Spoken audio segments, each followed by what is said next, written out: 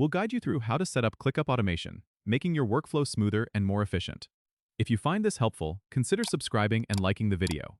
First, open ClickUp on your desktop and log into your account. Once you're in, navigate to the workspace where you'd like to set up automation. On the top right corner, click on the Automate button, which will take you to the Automation Center. Here, you'll see an option to create a new automation. Click on the New Automation button. This will open a template library where you can choose from pre-made templates or start from scratch.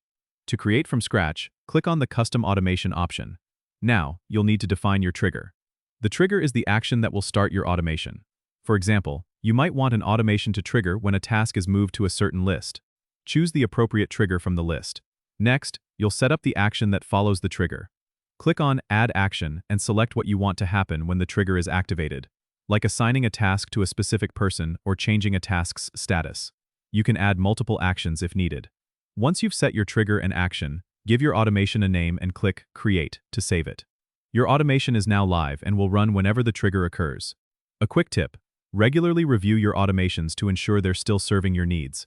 And remember, you can always edit or delete them if your workflow changes. Congrats! You've just automated part of your workflow in ClickUp. Don't forget to subscribe and comment if this helped you out.